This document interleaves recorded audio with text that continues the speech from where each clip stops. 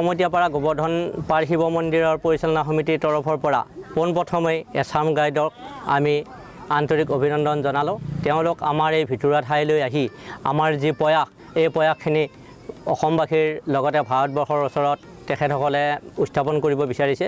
গতিকে আমি তেখেতসকলক ধন্যবাদ জ্ঞাপন কৰিছোঁ।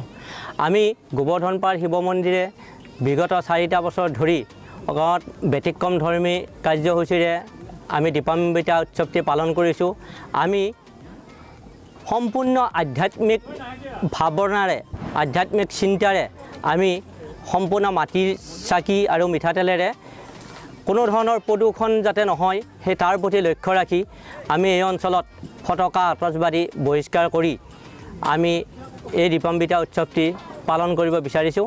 আৰু প্ৰতি বছৰতে আমাৰ এই দীপান্বিতা উৎসৱ আমি য'ত পালন কৰোঁ তাৰ এই পথাৰখন আমি অন্য থিম লৈ আমি সজাই তুলিছোঁ। এইবেলি আমি চক্ৰবেহুৰ আকাৰত আমি এই ফিল্ডখন সজাই পৰাই তুলিছোঁ। সন্ধিয়া ঠিক 6:30 বজাৰ লগে লগে একেলগতে 2019 গছি চাকি জ্বলি উঠিব শংখা ঘণ্টা আৰু ভোৰতালৰ শব্দত।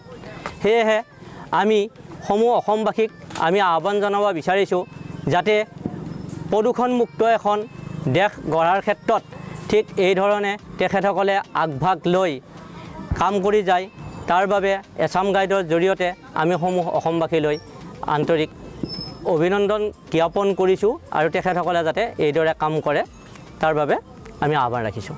নমস্কাৰ।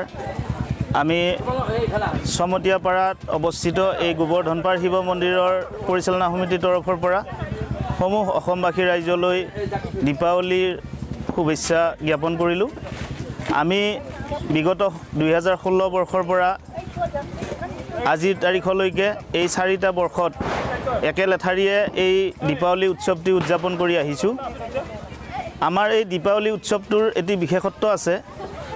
এই দীপাৱলী উৎসৱত আমি কোনো দিন আতচবাজি নাইবা কোনো চীনা নাইবা অন্য বিদেশী সামগ্ৰী আমি ব্যৱহাৰ কৰা নাই। আমি সম্পূৰ্ণ থলুৱা শিল্পীৰ দ্বাৰা নিৰ্মিত তথা আমাৰ সৰিয়হৰ তেলৰ জৰিয়তে ইয়াত চাকি জ্বলোৱাৰ ব্যৱস্থা কৰোঁ। লগতে আমি আমাৰ যিটো খ্ৰীষ্টাব্দ 2016ৰ পৰা 2019লৈকে ক্ৰমান্বয়ে আমি চনটো হিচাপত 2016 বৰ্ষত আমি 2016 গছি বন্তি প্ৰজ্বলন কৰিছিলোঁ। তাৰ পৰা ক্ৰমান্বয়ে আহি এই বৰ্ষত আমি 2019 গছি বন্তি প্ৰজ্বলন কৰিছোঁ। এই বন্তি প্ৰজ্বলন কাৰ্যসূচীখিনি ৰূপায়ণ কৰাৰ ক্ষেত্ৰত আমাৰ এই গোবৰ্ধন পাৰ শিৱ মন্দিৰ সমিতিৰ যিমান সদস্য আছে তেওঁলোক তথা আঞ্চলিক ৰাইজে আমাক বিশেষ সহায় সহযোগিতা আগবঢ়াই আহিছে আৰু সেই সহযোগিতাৰ জৰিয়তে আমি সম্পূৰ্ণ গোটেই দিন গুটীয়া কাৰ্যসূচীৰে ৰাতিপুৱাৰে পৰা ৰাতিলৈকে এই কাৰ্যসূচীসমূহ আমি ৰূপায়ণ কৰি আহিছোঁ। লগতে আমি এই কাৰ্যসূচীৰ জৰিয়তে গোটেই অসমবাসী ৰাইজলৈ এতিয়া আহ্বান যাচিব বিচাৰিছোঁ। আমি যেনেদৰে সম্পূৰ্ণ থলুৱা তথা হস্তনিৰ্মিত সামগ্ৰীৰে এই দীপাৱলী উৎসৱটো আয়োজন কৰিছোঁ বা উদযাপন কৰি আহিছোঁ, ঠিক তেনেদৰে যাতে অসমৰ সকলো ঠাইতে সম্পূৰ্ণ এই আমাৰ দৰে হস্তনিৰ্মিত আৰু থলুৱা সামগ্ৰীৰে এই দীপান্বিতা বা দীপাৱলী উৎসৱটো উদযাপন কৰে তাৰ কাৰণে সমূহ অসমবাসী ৰাইজলৈ আহ্বান ৰাখিছোঁ। আৰু আমি সকলোলৈকে আপোনালোকৰ জৰিয়তে দীপান্বিতাৰ শুভেচ্ছা জ্ঞাপন কৰিছোঁ। ধন্যবাদ।